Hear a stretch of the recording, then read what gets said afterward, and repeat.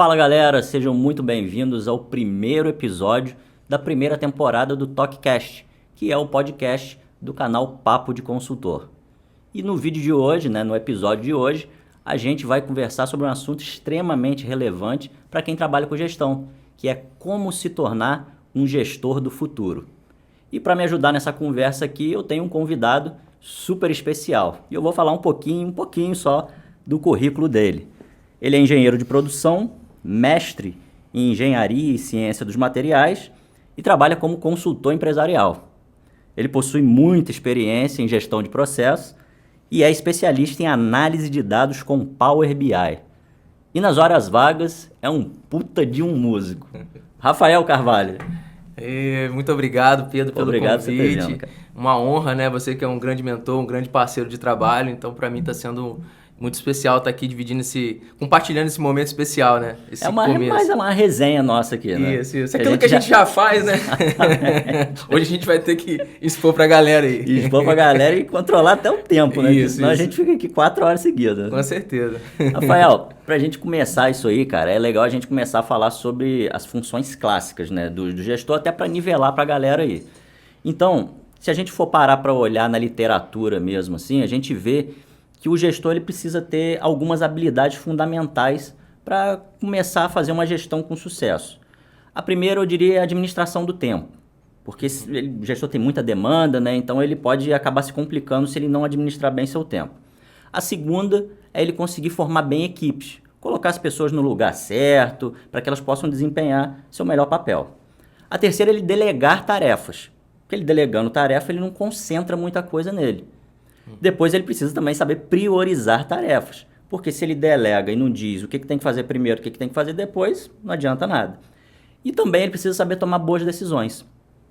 Quando a gente vê os gestores, pelo menos na minha observação, você vai poder externar também aí, quando a gente vê os gestores hoje, a gente vê que eles carecem de muitas dessas habilidades, se não todas.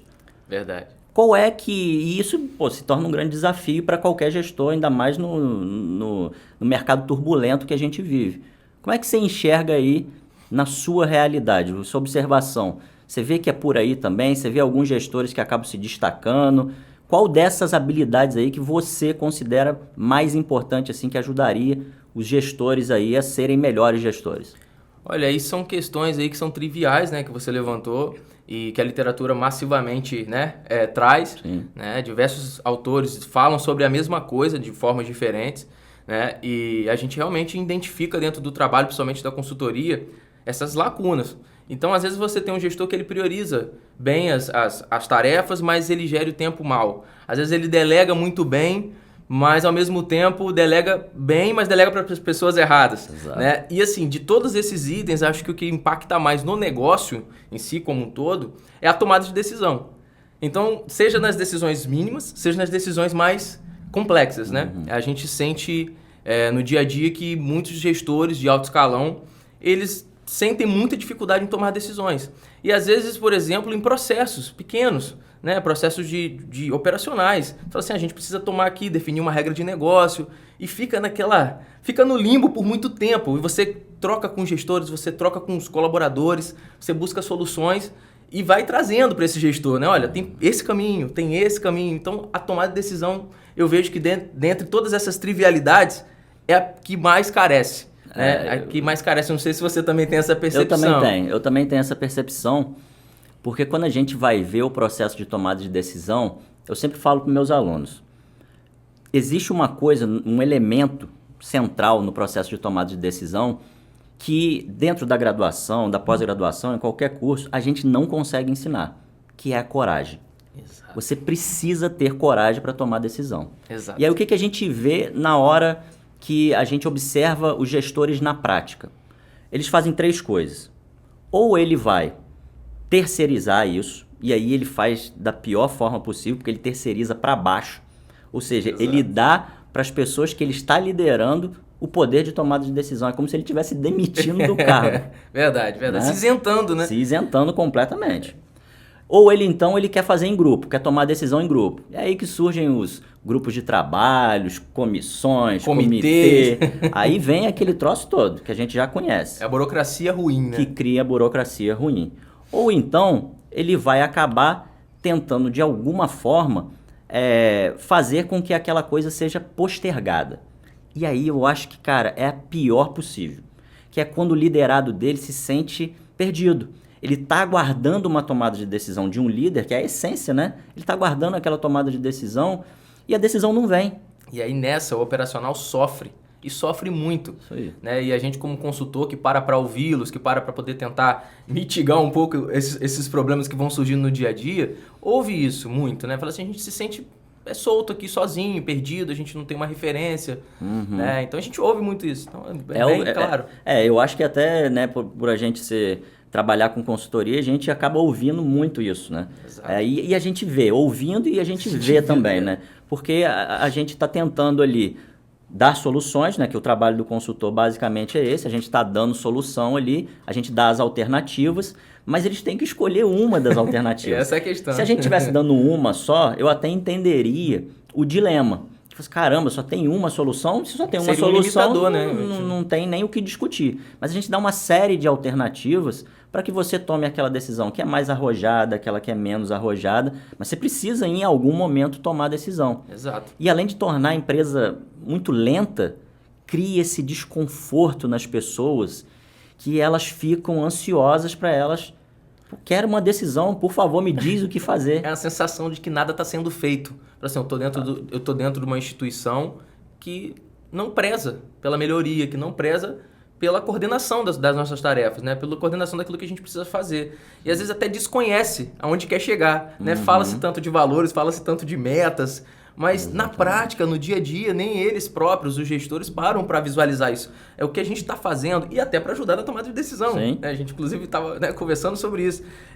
Para a gente tomar decisão, a gente precisa saber para onde a gente... a gente tem uma meta, a gente tem nossos valores. Então, isso está indo de encontro. Né? E o operacional, como eu disse, continua sofrendo. Enquanto a gente vai nessa batalha aí de tentar entender as complexidades, trazer uma solução... o operacional continua sofrendo. Exatamente. E uma coisa que você falou, a questão dos valores, né? É muito interessante, porque Peter Drucker ele fala um negócio muito interessante sobre o processo de tomada de decisão, que a tomada de decisão boa é aquela que ele se baseia nos princípios e não no mérito. E a gente vê que a maioria das tomadas de decisões, no nível operacional, tático e principalmente estratégico, ela acaba indo muito para o mérito. Por exemplo, se é para fulano, a decisão é A. Se é para ciclano, a decisão é B. 2 pesos, 2 medidas. 2 pesos, né? O famoso 2 pesos e 2 medidas. Verdade. Agora, quando que você toma a decisão pelos princípios? É justamente quando você associa a sua decisão aos valores. Mas as pessoas veem aquelas coisas escritas lá, valores na parede da empresa dela, e aquilo são só belas palavras na parede. Eles não usam aquilo para embasar mesmo o processo de tomada de decisão. E não entendem que se eles se embasarem nos valores, eles vão tomar decisões mais rápidas, sem ter que analisar muita coisa. Porque é uma coisa que você defende, que você acredita, é uma crença que você tem.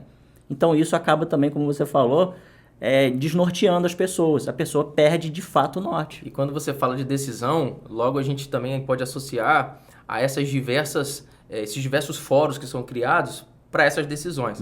E aí, o que acontece? Você vê o tempo, que é um recurso bastante caro, que o gestor não para, e escasso, o gestor não para analisar isso. Então, você vê constantemente reuniões, diversos GTs, né? Diversos grupos de trabalho, de diversas áreas, e pouco produtivos. Né? E você citou o Drucker, né? Que também coloca isso também. Como os grandes gestores precisam tomar decisões, poucas decisões. Né? Esse cara que tá toda semana, eu tenho que me reunir com a galera do comercial, eu tenho que me reunir com a galera do RH. Rapaz, semana que vem tem que reunir com a galera do administrativo.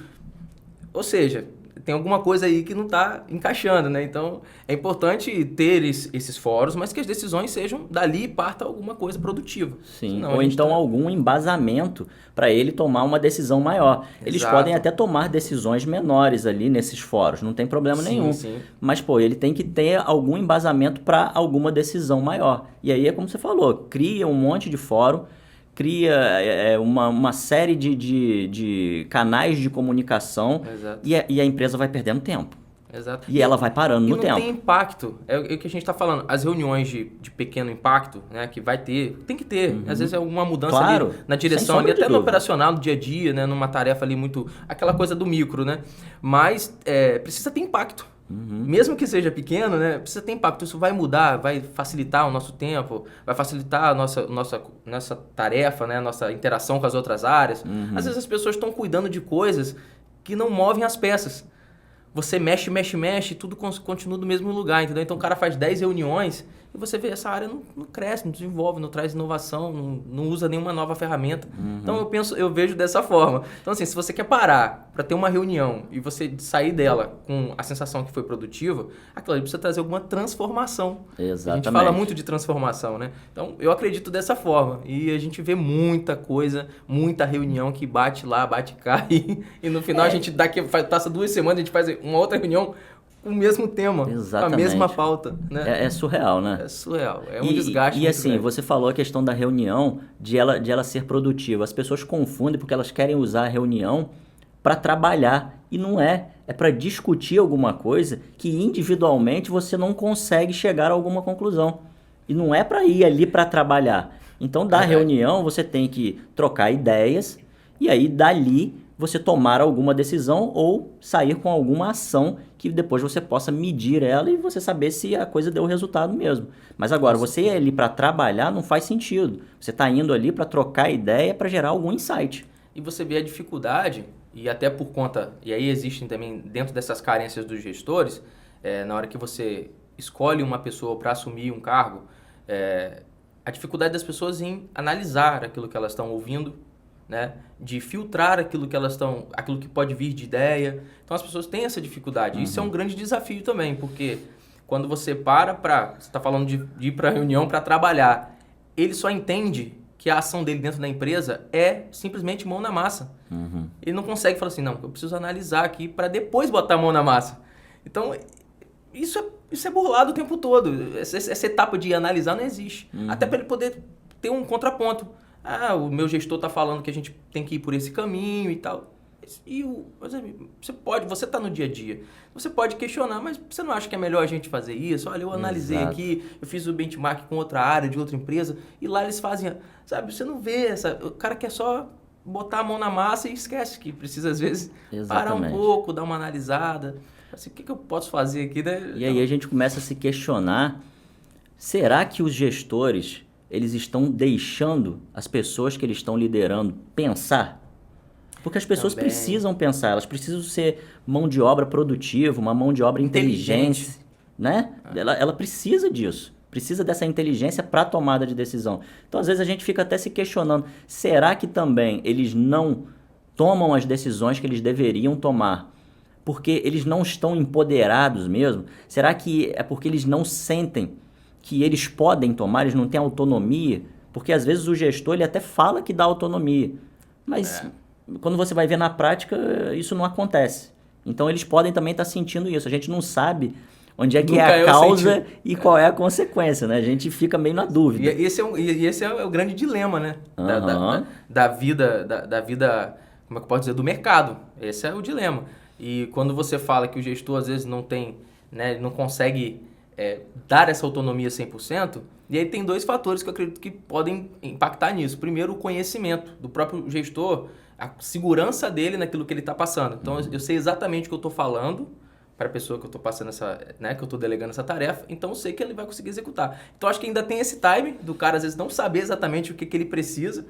E tem o segundo, que é a forma que a pessoa recebe. E aí tem essa pessoa que já está lá, aqui, de tarefa, que não tem tempo para pensar, que não tem tempo para analisar nenhum dado, que ela simplesmente vive aquele dia ali e já está cheio de demandas porque não sabe priorizar, porque o gestor também não sabe priorizar, e aí você vem em cascata, né, do nível mais micro à alta gerência, à alta diretoria, que não sabem priorizar. Então, aqui tá fazendo uma coisa, aqui na parte tática tá fazendo outra, na parte estratégica tá pensando outra, que acha que o operacional tá entendendo. Exatamente. Então chega a ser engraçado, mas quando a gente para conversar, e a gente que consegue ter acesso, e a consultoria é bacana por isso, a gente acessa todas as áreas, né? A gente tá em todos os níveis ao mesmo tempo.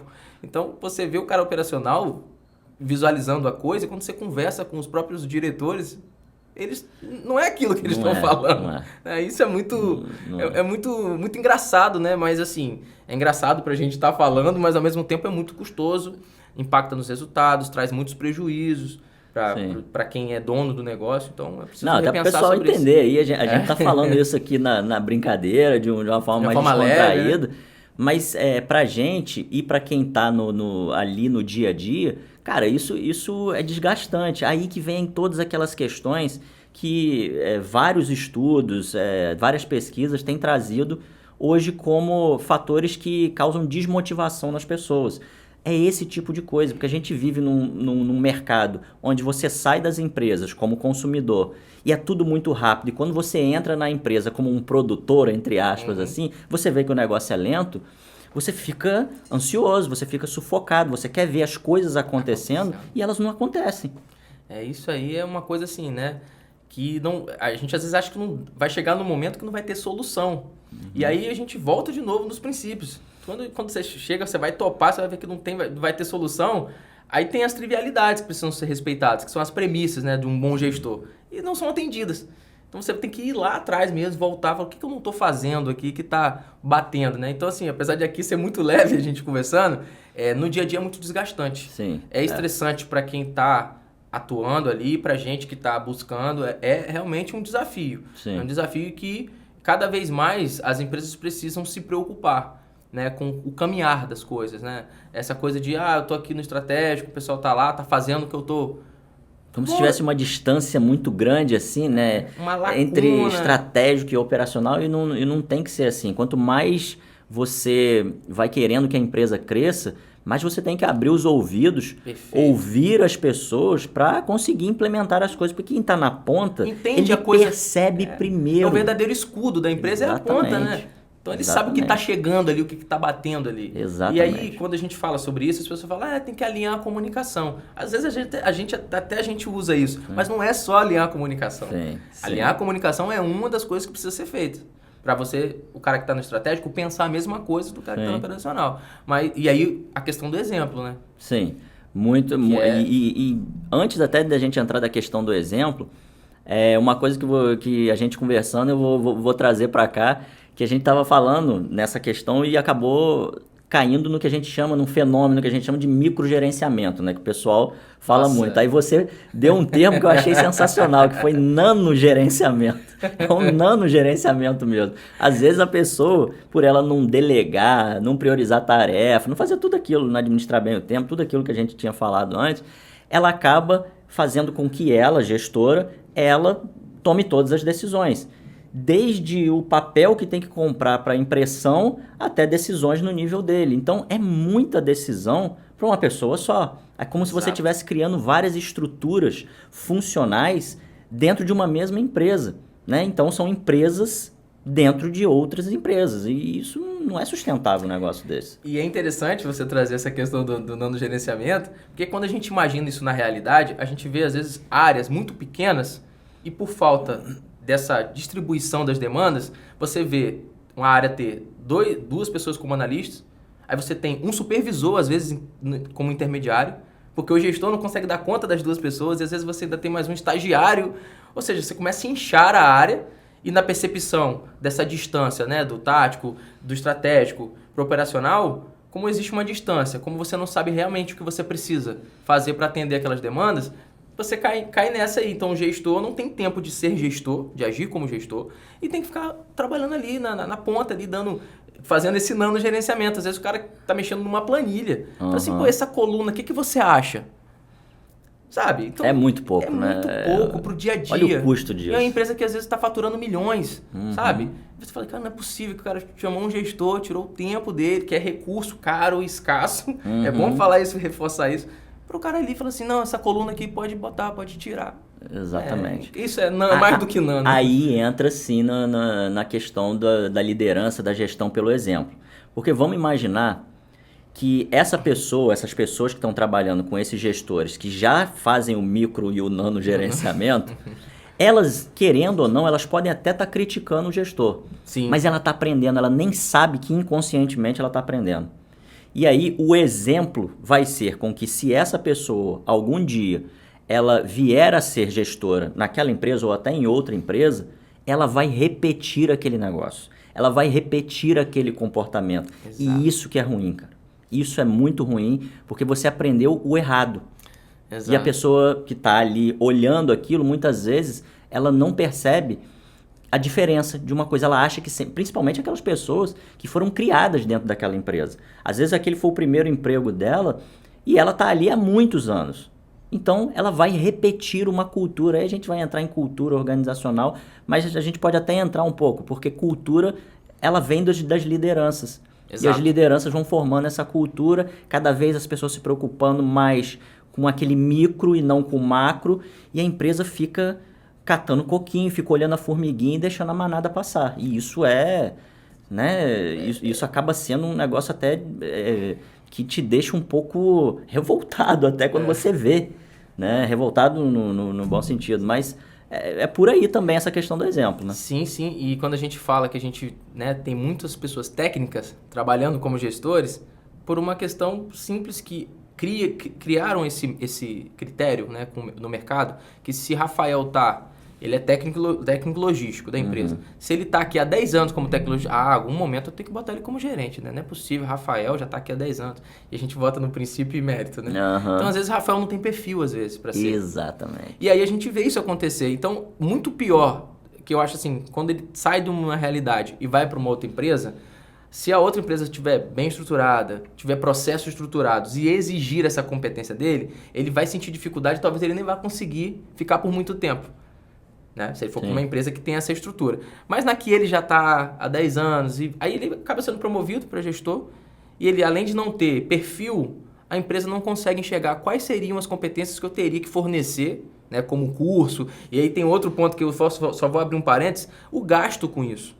Hoje a gente vê muitos empresários aí, o cara gasta, né, os gestores principalmente, gastam muito com cursos, de liderança, de coach, de como ser um melhor gestor, não sei o quê, né? E às vezes o cara não tem um perfil. Então você não pode fazer do cara que não tem um perfil só com um curso. Não, agora eu paguei um curso aí de tantos R$1.000, agora a galera vai guinar. Não vai guinar. Entendeu? Você pode ter um percentual de sucesso nisso aí. Você vai botar 5 pessoas, uma pessoa tem esse perfil. O restante às vezes está fazendo curso porque está nessa vaga de gestor e que lá atrás ele nem foi preparado para isso, não tem perfil para isso, e é um técnico atuando como gestor. E esse aí vai ter mais dificuldade ainda para replicar. Porque esse vai replicar exatamente o que ele aprendeu a fazer daquele jeitinho ali. E provavelmente o gestor que antecedeu ele também tinha o mesmo perfil, estava ali há 10 anos, a mesma historinha do Rafael, que era técnico. Aí forma a cultura. Exatamente. Ou seja, isso aqui vai ser eternamente replicável enquanto alguém não vir e quebrar essa cultura. Quebrar a cultura. Ou seja, para você quebrar isso, tem várias formas de fazer isso. Mas uma forma prática é você pegar um cara no mercado que não está influenciado pela cultura que já está ali e trazer ele. Mas um cara competente, um cara que não vai, como é que pode dizer, absorver a cultura. Sim. Porque ele tem que ser disruptivo mesmo. Sim. Chegar e mudar a forma de fazer, né? Sim. E aí você tocou num outro ponto interessante também. Porque o que a gente vê normalmente, as empresas, elas não conseguem criar processos para que você consiga ascender dentro da empresa, ou seja, ter um plano de carreira, né, crescer mesmo dentro da empresa, se você não se tornar gestor. Então, o que acaba acontecendo é que aquelas pessoas que são tecnicamente muito boas, a única forma que as empresas encontram de promover ela, de reconhecer o trabalho dela, é tornando ela gestor. Exato. E aí ela perde dos dois lados, porque ela não ganha um bom gestor e ela ainda perde um ótimo técnico. Aí ela fica naquele dilema de novo. Exato. Isso é uma lacuna difícil demais de você conseguir consertar, corrigir, né? E acontece muito, cara. É o que mais acontece. É o que mais acontece. Né? É o que mais acontece. E aí você vê a carência, principalmente disso. Então você tem bons técnicos. E aí, quando a gente fala de plano de carreira, aí as pessoas falam assim, não, mas tem empresa que tem, né? Analista 1, 2, 3, pleno 1, 2... não é só sobre Não, categorizar, não é isso, né? Não é isso. É sobre como essa pessoa trabalha, que tipo de tecnologia ela consegue utilizar, o que ela tem de suporte, né? Que tipo de estrutura. Que as pessoas têm... eu vejo que existe uma dificuldade também no entendimento de estrutura organizacional. Então, às vezes, mudar a estrutura organizacional não significa necessariamente trazer um custo. E quando se fala mudar a estrutura organizacional, fala, não, vai ter que trazer um custo. Não, necessariamente. E esse técnico, como você falou, ele já está ali um tempão, produzindo, entregando um bom resultado, e não tem outra escolha. Para quem está na direção, fala assim, esse cara tem que ser gerente, ele é muito bom. Só que é o que você falou. Aí cadê agora o técnico bom? E o gestor, não era esse cara. Poderia ter trago outro mais qualificado, de fora. E agora, aí, qual que é o papel do RH nessa história toda?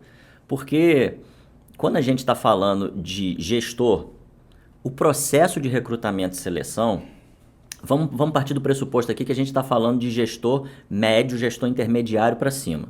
Então, o processo de recrutamento e seleção de gestores, ele não pode ser igual ao processo de recrutamento e seleção de um funcionário que está abaixo dele ou então para cargos de gestão muito baixo, né? O supervisor ali, bem operacional.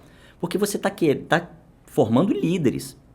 Você está falando de pessoas que vão ou fazer a estratégia da empresa acontecer, cabeças ou pensantes, então, né? exatamente, ou então vão implementar ela, vão ajudar como uma força de trabalho a implementar ela. Então, assim, qual é o papel do RH nesse sentido também? Porque eles precisam direcionar isso para o perfil certo, essa é a primeira coisa, mas também o processo precisa ser diferente. Você não vai fazer exatamente o mesmo processo, não deveria, pelo menos, ao meu ver, fazer o mesmo processo que você faz para qualquer outro cargo. Você tem o mesmo processo de um estagiário e de um gestor. Faz sentido isso? Eu acho que não. Não faz sentido nenhum. E às vezes a gente observa, nas grandes empresas principalmente, eles fazem o que eles chamam de integração, né? Que é uma semana de observações sobre o espaço em que eles vão trabalhar, sobre políticas, sobre ética, sobre as diretrizes estratégicas da empresa. Beleza. A integração, ela é um ponto-chave interessante de uma comunicação em massa que é da instituição. É uma comunicação institucional. Então, isso tudo bem, todo mundo está junto. Tal. Só que o que antecede isso é o que você está falando. Você vê, às vezes, processos seletivos, treinamentos, onde você tem um estagiário e tem um cara que vai ser supervisor, que tem um gerente, na mesma. Então, realmente... E aí eu vejo que existe uma carência no RH e uma carência em quem está por cima ainda. Sim. Que é, por exemplo, como que a gente vai fazer com que o meu gestor de RH entenda que ele precisa dividir. Qual é a ferramenta que ele vai usar? Qual que é o processo? Né? O que eu preciso fazer para quem vai vir para vaga de gerente, de supervisor, para quem é para o operacional? Então, o gestor que deveria, né, ao meu ver, buscar essa informação, buscar descobrir mais sobre isso para quando ele tivesse essa demanda, olha, eu preciso contratar um gerente. Ele ter isso é um método. A gente fala, né? Tudo tem metodologia, então tem que ter um método. Ou seja, a gente não está falando aqui, isso é importante também ficar registrado, claro. A gente não está falando que o problema são as pessoas do RH. Exato. A gente está falando da estrutura das áreas, de como a empresa enxerga o RH, Exato. que não é de uma forma estratégica. Porque se ele der instrumentos para o RH funcionar estrategicamente, é óbvio que ele vai funcionar estrategicamente. Mas as pessoas enxergam o RH como puramente recrutamento e seleção. E solução de problemas de funcionário. E não é isso, né? E não é isso. Então você precisa dividir bem esses processos. E também a gente não quer dizer aqui que a gente está querendo criar uma divisão na empresa. Não é isso. É porque são experiências diferentes, formas de conversar diferentes. Você muitas vezes ali não vai olhar o currículo da pessoa ali, de um gestor, que é importante, e só olhar ali o tete a tete, o preto no branco. Acabou, você tá feito, Você tem que conversar com ele. Você tem que sentir aquilo, você tem que olhar nos olhos Encontrar, dele. perguntar, perguntas assertivas também. Não pode entrevistar 3 pessoas só. Você tem que entrevistar 50 pessoas se você quer um gestor de alta performance. E quando você fala disso, de novo, é o método. Então, de novo, né, você falou que não é o profissional. A gente está falando da área como um todo. Então, se você tem dentro de uma direção, né, e os gestores não têm o que realmente precisa ser feito, o cara entra e fala assim, qual o processo de recrutamento e seleção? Ele vai seguir o mesmo método para todos. Ele precisa entender que ele precisa dividir, mas também não é o gestor sozinho que pode tomar essa decisão. Claro que e aí eu acho assim, aí um ponto importante que acho que ele precisa... Acho não. O gestor deve buscar uma forma de fazer, buscar os métodos, apresentar os métodos. Porque às vezes ele está com diretores que não têm expertise também em RH. Sim. Não necessariamente um diretor precisa ter, né, implícito todo esse conhecimento de RH, mas o gestor precisa. Então, olha, se eu tenho que contratar um cara que é supervisor e ter esse pensamento lógico, às vezes a gente fala que soluções, às vezes não vem de um conhecimento rebuscado, de uma coisa muito, como é que eu posso dizer, inteligente, de uma solução inteligente. Às vezes vem da lógica. Né? A gente às vezes brinca muito sobre isso. Sim, lógica aristotélica mesmo. Exatamente. Pensar logicamente é isso. Então, poxa, como é que eu estou fazendo aqui um processo? Pô, mandei um formulário de perguntas para um estagiário. Estou mandando o mesmo para o gerente. Não faz sentido. Não faz sentido. E a gente vê isso acontecer naturalmente. Isso não é questionado. Então, a questão da definição de um método para um processo de recrutamento e seleção para uma área tática e para a área estratégica devem ser pensados de formas diferentes. Com certeza. E aí entra... Isso eu acho que não é a causa raiz do negócio. Mas contribui muito... para a gente ver aqueles gestores que eles são muito operacionais e pouco estratégicos. Então, às vezes você quer uma pessoa para gerir uma área e aí acaba, além de ter aquele problema que a gente falou antes, do técnico virar gestor, você traz uma pessoa de fora e o processo ele é tão operacional, isso em todos os sentidos, que ele acaba virando um gestor operacional. Ele vive apagando incêndio. Ele não pensa estrategicamente e tampouco ele faz as pessoas que trabalham com ele pensar também. Então é um grande problema. Eu acho que esse é um dos maiores problemas também que as empresas enfrentam. Você sabe muito bem disso, que muitas vezes a gente chega nas empresas e os gestores sempre reclamam, eu fico muito no operacional. Mas eles não entendem que eles fazem parte do problema também e não entendem que a própria empresa está causando isso. E aí vem todo aquilo que a gente tinha falado antes. Ele precisa aprender a priorizar, a delegar, a administrar melhor o seu tempo. E aquela máxima... Se eu não sei fazer comigo, eu não vou fazer com os outros. Se a minha vida é desorganizada, a minha gestão vai ser desorganizada. E aí volta no exemplo, né? Exatamente. Então a gente precisa saber se administrar para depois a gente administrar os outros. Aí você vai falar assim, mas como é que eu vou saber isso num processo de recrutamento e seleção? Vamos até tirar o processo de recrutamento e seleção. Vamos imaginar depois, ele já na empresa. Existem sinais, gente... Tem sinais que vocês conseguem ver que a pessoa não é um bom gestor. Verdade. Por exemplo, um sinal claro. Sua mesa extremamente bagunçada, aquilo induz você a identificar, ela dá pelo menos alguns sinais de que aquela pessoa não é muito bem organizada. Exato. Então ela não consegue organizar o tempo das pessoas, as tarefas, equilibrar as coisas.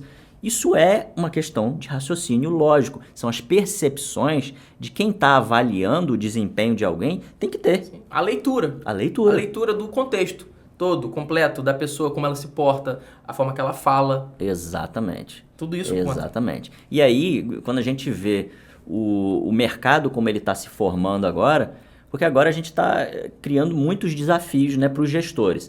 Então a gente está falando que, a gente começou falando da função clássica do gestor, e na base, eles carecem muito daquelas habilidades. Aí você inclui uma série de outras coisas que existem hoje, no mundo mais moderno. Aí a gente está falando de novas tecnologias de comunicação, de informação, então tem rede social, tem inteligência artificial, as coisas muito rápidas. Sim. E aí o gestor, além de ter que lidar com aquelas habilidades fundamentais, básicas, ele ainda tem que lidar com essas novas tecnologias, esse novo formato de fazer as coisas. Aí eu te pergunto, como que ele vai conseguir conciliar os dois, se ele não fez nem a base ainda? Exato, e às vezes a gente vê isso acontecer, né? O cara pensa futuro e esquece do trivial, né? Somente quando a gente está tratando o processo. Não, porque a gente pode botar aí, montar um sistema que vai fazer tudo com 2 botões, a gente demite 3 pessoas, né? O cara já vai fala, não, que a gente pode fazer um processo... Não, mas não é bem assim, né? Então, assim, primeiro precisa existir o processo, né? Já depois tem a melhoria, né? Padronizar o processo, equilibrar o processo. Ter as pessoas certas para operarem o processo, as pessoas seguirem o processo, que aí tem esse que é uma o ponto. outra questão. Esse que é o ponto. Se elas seguirem o processo, mesmo que o processo seja ruim, em algum momento o processo vai melhorar. Exato, porque as pessoas vão conseguir identificar onde melhorar. Exato. Quando cada um faz um padrão, e aí se a gente for falar de processo, a gente vai entrar aqui, tem 1 milhão de coisas pra gente falar, Mas basicamente é isso. Você fala sobre inovação, sobre futuro, sobre o estímulo, né, que o colaborador espera isso também. É interessante falar sobre isso, que o colaborador espera inovação tecnológica. Só que ele também sabe que uma inovação pode tirar ele do cargo. Sim. Então, existe esse dilema. Mas Sim. como levar isso para dentro né, como levar isso para dentro da realidade dele? E aí é pensar com inteligência. Saber exatamente o que levar e aquilo que vai funcionar para o seu negócio. Porque tem essa coisa também. Às vezes você vê um exemplo e quer replicar, mas na verdade o negócio do outro não tem nada a ver com o seu. Sim. O negócio fim desse Não outro cara não pode tem ser nada a ver com o só, seu. não pode Então ser essa isso. não pode ser a base para um gestor, para um diretor decidir trazer essa inovação para dentro da Exatamente. realidade Aí dele. você pensa, porque obviamente quem está lá trabalhando, ele é consumidor também. Exato. Então foi aquilo que eu falei. Ele vai pedir uma comida, ela chega rápido. Ele vai querer ver um filme, chega rápido. Então a oferta é muito grande, a velocidade para você escolher as coisas que você gosta é muito grande, e aí você vai para dentro da empresa. Aí quando você vai para dentro da empresa, você vê primeiro que você não tem a autonomia que você tem na palma da mão. Então aquilo já causa um desconforto para ele. Exato. E aí você quer ver as coisas acontecendo, elas chegarem no fim. As pessoas não têm mais paciência porque essas novas tecnologias de comunicação e informação também acabam fazendo com que a gente se acostume mal. Aí a gente pensa assim, mas a gente não pode replicar uma coisa na outra, mas a gente deve ter pelo menos buscar. A gente Exato. tem que tentar... Não é expurgar e Exato. expulsar, né? A gente Criar uma precisa barreira. criar processos para tornar a empresa mais dinâmica, mais ágil, como o pessoal fala hoje. E aí a gente esbarra na questão de processo, esbarra na questão de estrutura, que elas não comportam essa velocidade e esse dinamismo hoje. E assim, é muito fácil, quando a gente enxerga todo esse contexto, falar das pessoas. Uhum. E aí, quando a gente brinca da corda mais fraca, isso faz muito mais sentido ainda para o mercado. É verdade. A gente fala das pessoas. Pô, fulano é muito ruim. Pô, ciclano é muito ruim. Não a gente aqui, né? Sim. Eu digo quando a gente está, né, dentro do contexto, fala assim, pô, fulano não é legal. O primeiro apontamento é a pessoa. É sempre a pessoa. O primeiro é fulano não presta. Exato. Mas assim, quando essa mesma pessoa que fala, pô, fulano acho que não vai dar o resultado. Antes disso, a gente volta lá nas trivialidades. Esse cara tem a estrutura correta para trabalhar? Ele está sendo ouvido, né, para você entender, pô, qual é a demanda que esse cara está tendo? Eu enxergava dessa forma, mas às vezes não é mais dessa forma. E como o mercado muda o tempo todo, até as pessoas não são mais da mesma forma. O cara né, vou dar um exemplo, o cara que chegava numa padaria 30 anos atrás, não é o mesmo cara que chega hoje. Exatamente. E eu tô falando de uma forma bem básica, pra gente tentar entender o que é o produto que o cara quer hoje, como que ele chega hoje, qual o comportamento dele, sabe? Qual que é a fala dele, né? Então existem todas essas questões que esbarram sempre nas pessoas. E aí eu vejo que às vezes uma pessoa é penalizada, e só fazendo mais um link com a questão do recrutamento e seleção, às vezes a pessoa é muito penalizada e ela é muito boa em outra coisa. Você bota a pessoa para fazer um trabalho administrativo, aquela coisa metódica ali, e o cara é extremamente criativo, o cara é extremamente sociável.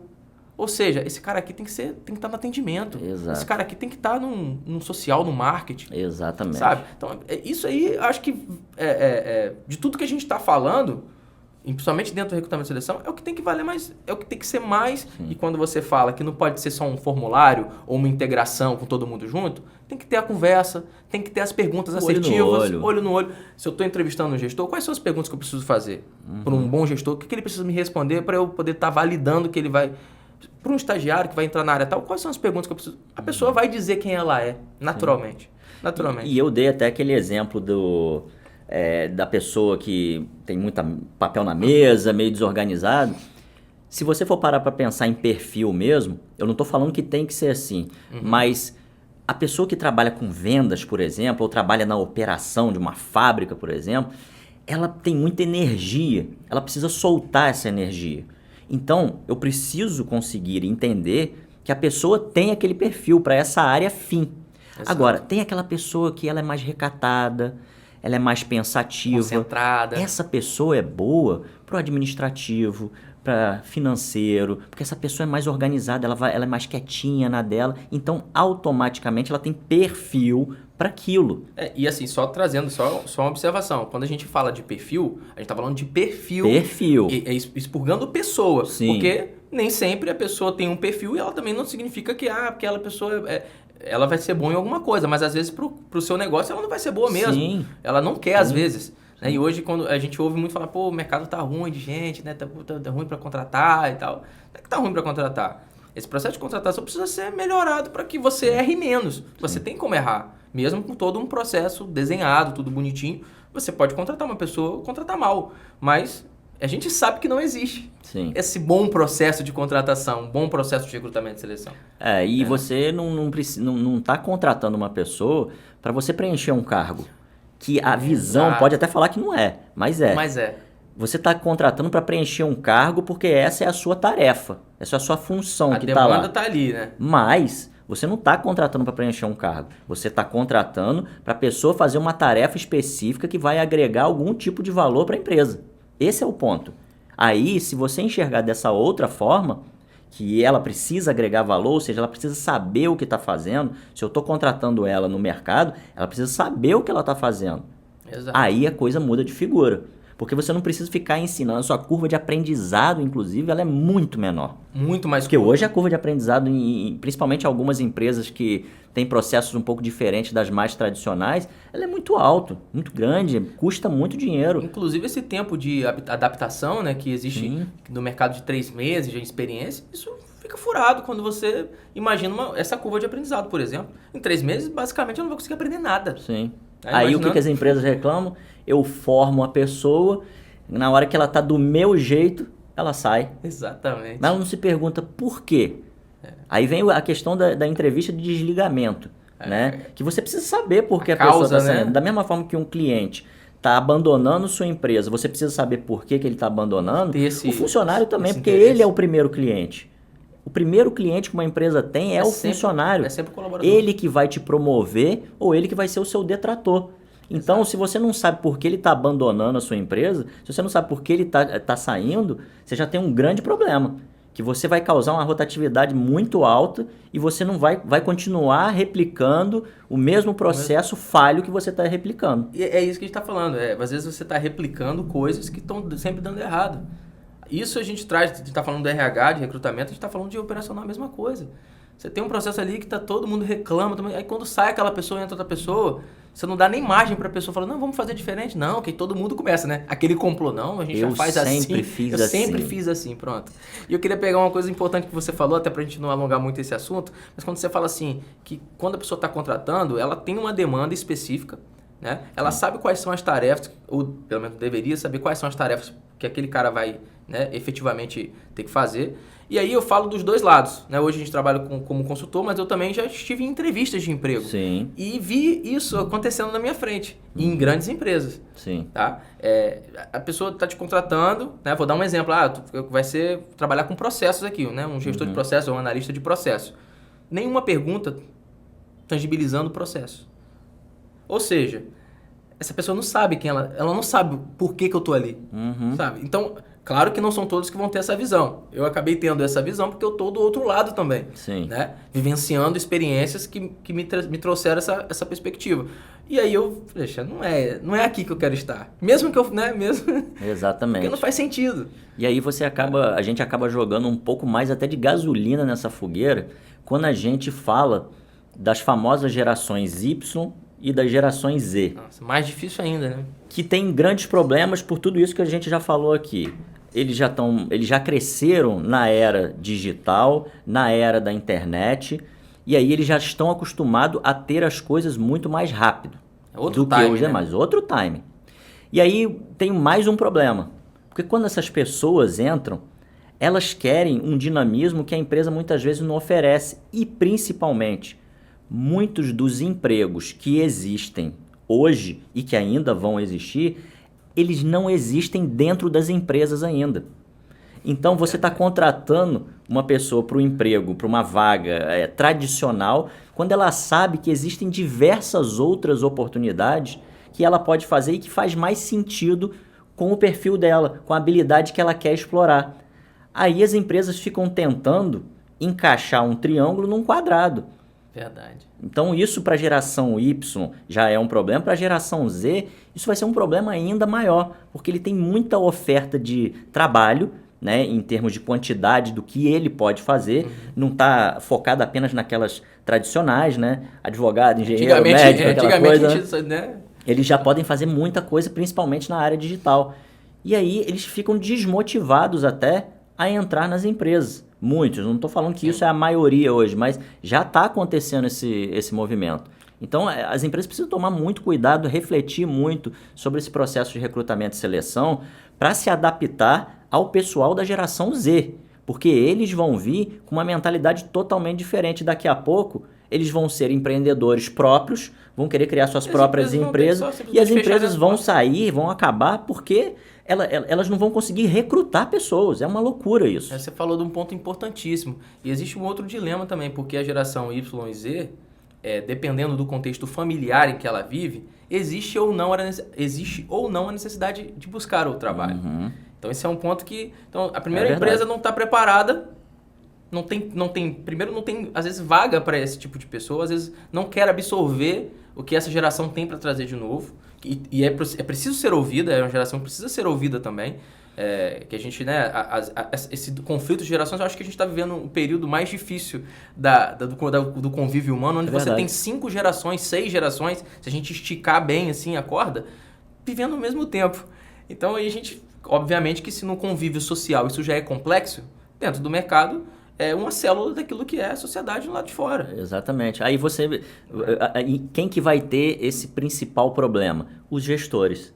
Os gestores são eles que vão ter que lidar. A gente entende que o conflito de geração ele sempre existiu. Exato, beleza. Sim. Da geração dos baby boomers, da geração X, geração Y, sempre vai existir.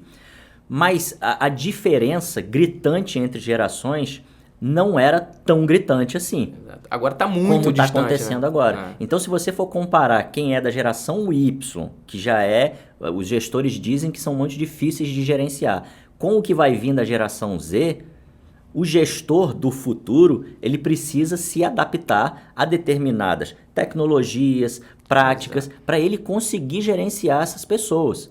E aí a forma que ele vai gerenciar pode ser diversa, mas ele não pode fazer uma gestão tradicional, a gestão do passado, para pessoas do futuro. Você está comparando o analógico com o digital. Você precisa se adaptar às novas gerações, às novas tecnologias, ao mundo novo. E você falou de um outro ponto interessante, essa lacuna de idades, quando você está dentro da realidade ali do mercado, você vê um gestor com 70 anos tendo uma estagiária de 17, 16. Então, cara, é muito difícil. Sim. Primeiro, do gestor entender essa cabeça, né? Sim. E de absorver. E quando a gente fala de absorver, não é absorver tudo. Sim. Não é permitir que a geração crie todas as novas técnicas. Não é isso. É uma mescla. E a gente vê a dificuldade, isso é até natural. Às vezes eu brinco, né? Vou fazer uma analogia porque eu acho muito interessante. A gente brinca às vezes com a nossa avó, a nossa mãe, tem manias ou hábitos que você fala assim, não vai mudar nunca isso, né?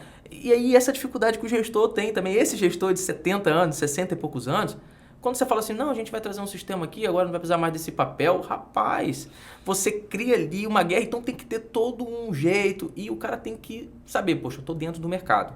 Uma coisa é a minha casa, os meus princípios, as minhas coisas, outra coisa é o mercado. Se o mercado tende a ir por isso, a mentalidade conta muito nessa hora. Então, a gente precisa quebrar um pouco, ceder um pouco também. Então, isso em todas as instâncias da vida, né? Acho que ceder é sempre precisa aprender a ceder em algumas situações, e principalmente nesse caso que a gente está falando desse conflito de gerações. Né? E a gente aqui não está dizendo também que os jovens eles têm que entrar dentro da empresa e eles mandarem tudo. Exato, não é isso. Exato. O papel do gestor é justamente orientar ele, é formar pessoas e formar novos gestores também para a sustentabilidade do negócio. Então a gente não está dizendo aqui que quando a pessoa tem que aprender a lidar com a geração Y, com a geração Z, que ela precisa simplesmente fazer tudo o que eles querem. Não é isso. A gente está falando que, reconhecendo que existe um conflito geracional, que ele está ficando cada vez mais acentuado, então o gestor precisa se adaptar e entender como que eu vou adaptar o meu estilo de liderança, a minha gestão a esse novo mundo. Exato. E não resistir. Porque se você bater de frente, você vai perder.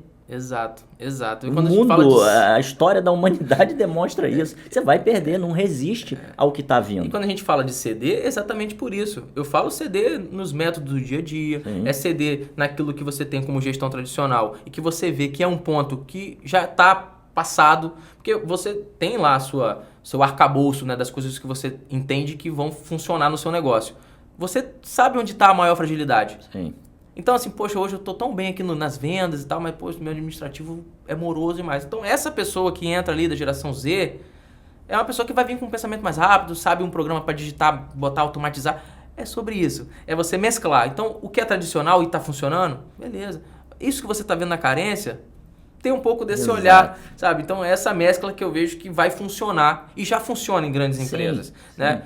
Então, é algo que precisa ser pensado, né, para quem hoje é gestor e está nessa faixa. E como, de novo, a gente não está falando de pessoa, da idade, então a gente está falando da realidade. Sim. Né, E a que o gente não mercado- está falando aqui que você citou o exemplo, uma pessoa de 70 com outra de Exato, 17. exato. Cara, pessoas Pra gente de visualizar 70, esse conflito, né, humanizando a conflito, conversa. que são mundos diferentes. Um cresceu numa época, outro cresceu numa outra época, assim como vai acontecer com a gente também. Exato. Então, isso é normal.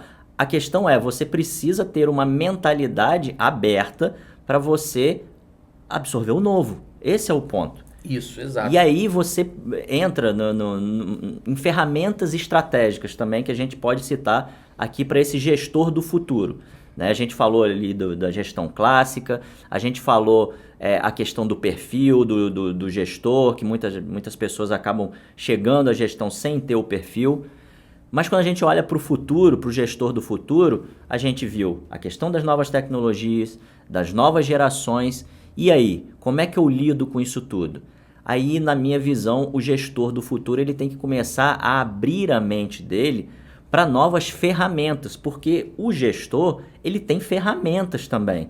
Exato. Ele não é diferente de um médico. A ferramenta do médico é um bisturi. De um gestor é plano, é relatório, é reunião, são ferramentas estratégicas que sejam canvas.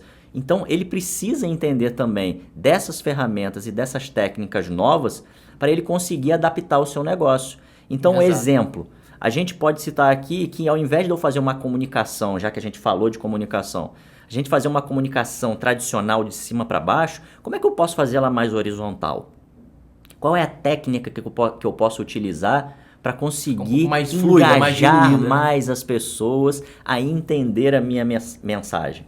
Então aí vem aquela questão do storytelling também, que muita gente tem utilizado para conseguir saber fazer as pessoas ouvir elas de uma forma mais cuidadosa, mais atenciosa, mais humanizada. Então, storytelling, o uso de ferramentas visuais para você conseguir explicar melhor conceitos, ou seja, a comunicação, a persuasão, você vender a sua ideia, você vender os seus conceitos para quem você está liderando.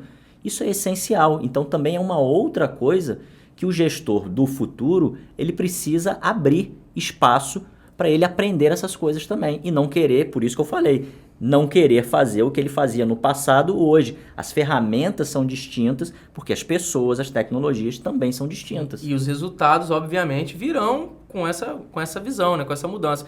E aí tem 2 pontos importantes aí. Primeiro, quando você fala de ferramentas estratégicas, a gente tem uma infinidade de coisas que a gente poderia citar. Mas quando a gente vê na prática, isso é uma coisa que incomoda também um pouco. As coisas não são usadas da forma correta. Fala-se muito de plano de ação, fala-se muito de vamos fazer uma... E as pessoas acabaram banalizando, né? O que são realmente as ferramentas que funcionam quando elas são bem aplicadas. Então o cara hoje fala, quando você conversa com algum gestor e fala sobre uma matriz SWOT, o cara torce o nariz. Quando você fala do plano de ação, o cara torce o nariz. E faz como burocracia. Exatamente. Mas por quê? Porque já acostumaram essa pessoa a falar isso de forma deliberada e não colocar em prática. E aí a pessoa não sente, como você falou do Canvas, a pessoa não sente que aquilo ali vai resolver. Por quê? Primeiro que quem falou provavelmente não aplicou.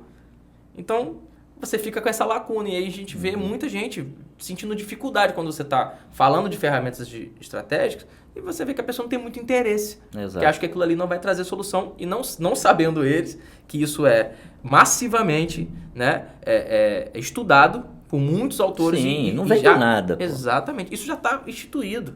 É uma coisa que já está totalmente imbuída já dentro da nossa realidade, principalmente na realidade de gestão, né? Sim. Deveria estar. E o segundo ponto é a facilidade que o gestor deveria ter de entender, esse cara aqui é bom nisso. Né? Eu sou bom aqui. Esse cara aqui... Então, quando a gente fala de delegar, até nisso também. Então, assim, poxa, eu estou precisando fazer... Né? A gente dá o exemplo da nossa realidade e que, às vezes, no dia a dia, a gente sente essa diferença. Então, pô, um é bom com a análise, o outro consegue ter uma facilidade em desenvolver um dashboard, o outro tem facilidade com Excel, o outro tem... Né? Aí você vê uma pessoa, poxa, essa pessoa é boa de relacionamento, ela conhece todo mundo, ela tem a notoriedade, a confiança das pessoas. Então, para falar disso, pô, vamos colocar essa pessoa. Sabe, essa visão do gestor, cara, eu acho que isso aí é um boom na cabeça do gestor. Se ele pegasse isso como exemplo, e falar assim, eu vou buscar fazer dessa forma agora. Então, eu não sou muito bom em falar com as pessoas, em dar apresentações. Então, pega um supervisor da área, um gestor que fala bem, que desenvolve bem. Quando for falar fora, for falar da empresa, tira um pouco, e aí eu acho que tem um pouco do ego, um pouco da... Né? Então, assim, você quer resultado? É resultado que você quer? Então, eu acho aprender a delegar, principalmente, né? Acho que seria uma coisa que... Seria um boom. Assim, o que cada um faz de bom, você unir os melhores dos mundos, né? Exatamente. Para poder ter um resultado. E no final, o equilíbrio importante. é tudo, né, cara? Exato. Porque, da mesma forma que existem aqueles gestores que eles não querem, eles resistem a essas novas ferramentas que a gente está falando aqui, também tem os entusiastas. Os entusiastas que é o Canvas, vamos usar o Canvas, vamos usar Storytelling, vamos usar tudo. Mas ele não sai dali, o negócio fica na teoria. Não cai ali, no resultado. Faz um workshop, faz o que for ali, mas fica só naquela brincadeira ali. E isso é muito importante também entender, que apesar dessas novas ferramentas estratégicas, elas terem essa visão de mais colaboração, mais criatividade e, em muitos casos, a gente utilizar elas como um método divertido para fazer as coisas, para pensar estrategicamente, aquilo não é brincadeira. No final, você tem que ter um resultado. Tem que entregar, tem que ter uma entrega. Claro. Exato. No final, a gente tem que dizer o que a gente tem que chegar. É um planejamento que eu tenho que chegar? É um design de um modelo de negócios? É uma nova comunicação institucional? É uma campanha de marketing? Uma mudança de identidade visual? O que a gente está fazendo? A gente precisa entregar o negócio e não só ficar naquela brincadeira, porque ter ideia é bom pra caramba. Mas colocar em prática. Mas colocar em prática e executar, isso é chato, isso dá trabalho. E o que você está falando é bom até para chamar a atenção daqueles que estão, né, vendo agora o vídeo, é que contrata-se muito esses entusiastas. Pensa um pouco sobre esse custo que você coloca desses entusiastas e traz para dentro da sua realidade. Entendeu? Porque isso também impacta, né? O cara às vezes desprende de 10 mil, 15 mil, 30 mil reais para trazer um cara. O cara fica, não sei o que, história da vida, né? Aí o cara faz aquele mini bolo no palco, não sei o que, mas no final... Não tem nada. Aí no dia seguinte você vai para o trabalho, o que a gente absorveu dali? O que a gente vai... Né? Deu aquela injeção de ânimo na galera, mas no final das contas... Cadê o produto final? Exato. A gente não veio aqui para fazer um planejamento estratégico. Exato. Assim, quer um animador, chama um Tirolipa, né? Mas não chama um cara que fala, não, que eu vou desenvolver um plano de negócios para vocês, que vai trazer muita inovação. Aí você, no final... Aí a dinâmica é legal, o pessoal se diverte. Aí você recebe, às vezes, um relatório, um documento, mas... Cadê? O que precisava ser feito? O que a gente tinha pedido mesmo, né? Aí fica naquela. Então, assim, de novo, volta para a questão da função clássica do gestor, né? Porque, no final das contas, não é eu ter um tipo de pessoa ou outro tipo de pessoa. Em processos de pensamento estratégico, né? E aí que vem a questão do gestor sair do operacional e ir para o mais estratégico, seja ele em qual nível for, em processos que eu preciso pensar na minha área, na minha organização como um todo, eu preciso envolver as pessoas certas. Então eu preciso a pessoa que é criativa, eu preciso a pessoa que é analítica, eu preciso até daquela pessoa que é meio uruca, aquela que fica falando mal que tudo vai dar certo, porque ela faz com que você crie mais alternativas. É o contraponto, né? Exatamente, você consiga montar cenários. E o estratégico é justamente isso. Você ser mais estratégico nada mais é do que você criar alternativas. Se você está criando alternativas estrategicamente, você está inovando. Esse é o ponto de ser estratégico. E é isso que os gestores precisam entender. Eles precisam criar alternativas, dar soluções, resolver problemas. Eles estão ali para isso, para resolver o problema da organização, para resolver o problema do cliente no final das contas. Quando você fala de inovação, é muito importante trazer, porque a gente fala que o óbvio precisa ser dito também. Isso. Transformação não necessariamente está ligada à inovação tecnológica. Uhum. E quando a gente usa o termo inovação, parece que está sempre trazendo para essa realidade. Não, que precisa inovar, precisa investir.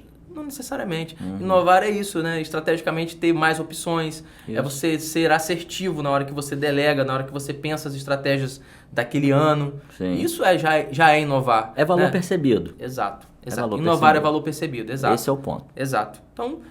Então é bom falar disso, porque né, às vezes, inovar. Inovar não é só você... é muito genérico você falar inovar. Agora eu vou trocar o sistema, porque não é isso. Inovar não é isso. Né? Então, é bem claro deixar isso claro. Bem, Rafael, acho que aqui a gente já falou bastante aqui, né? Como a gente fala. Fala, se deixar, como eu falei, a gente sai 4 horas aqui. Mas eu acho que a gente deu aí pro pessoal vários questionamentos, estratégias, que o objetivo aqui do podcast é isso, né? É da gente criar pro pessoal, né?